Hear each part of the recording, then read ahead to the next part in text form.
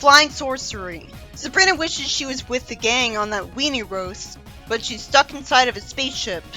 Why doesn't she just warp to behind a tree near them? Why doesn't she brainwash the person flying the saucer to get him to let her go on that weenie roast? Why is Reggie allowed to be with them? I wish it was instantly explained why she was in the saucer, but I'd much rather see beings that are clearly explained to be aliens instead of monsters. Even if it is an easy conclusion to come to that the monsters are also aliens because they're from the witch realm. Jughead says after way too much time because his mouth was full that he sees a shooting star. Reggie says the tail is too long so it can't be one. Then the saucer lands in front of him and he runs away.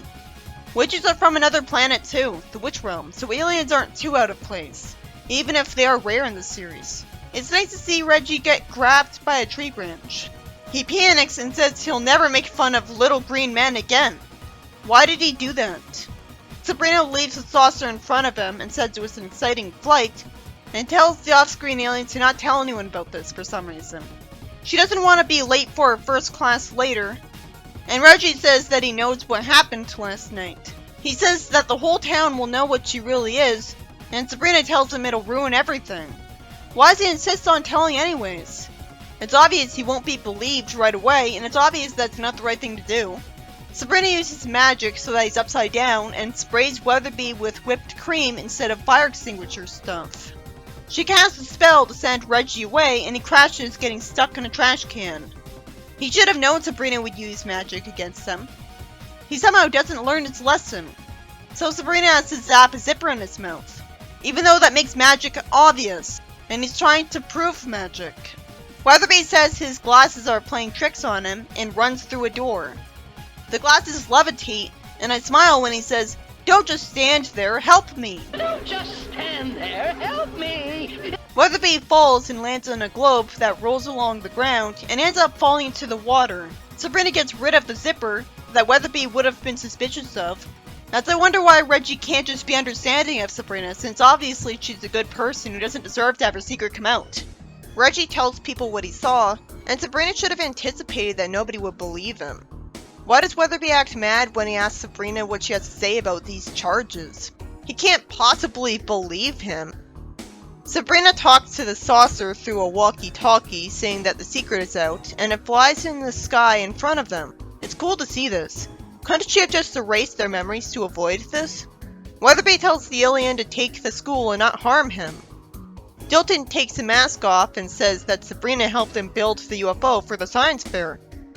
I wish I knew exactly what she did, so I'd be a lot more impressed by her. I mean, she's not his best friend, so why did he ask her to ride in the UFO? He'd need to be a warlock himself to get access to all the metal to make the thing, wouldn't he? Wait, why did she say, "Don't tell anyone that I went on the UFO ride with you"? Paraphrased, of course.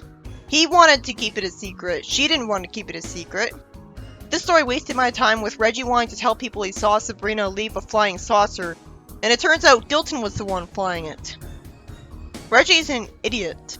So, Dilton wanted to keep it a secret for the science fair, so that's why the whole plot happened, and she couldn't just explain things right away.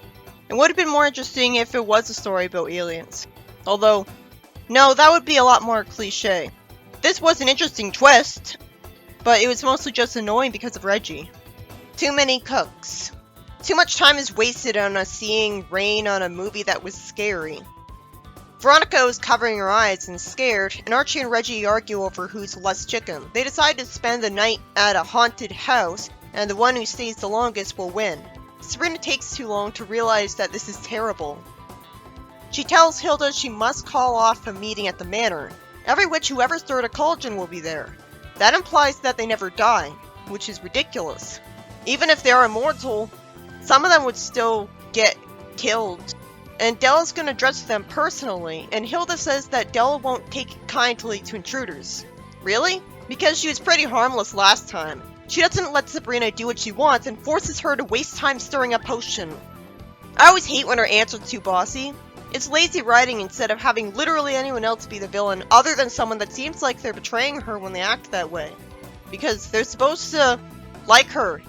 We see Hilda waste time talking to a ton of witches as their chair lady. She says that here to take over the festivities is Della, who warps here.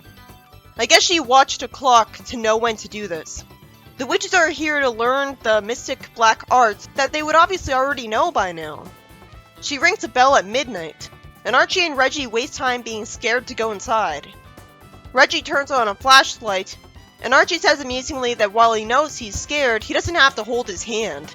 He'd immediately know it was the knight armor's hand. Archie wants to sleep outside, and Reggie somehow has to remind him he'll lose if he does. So he goes back inside.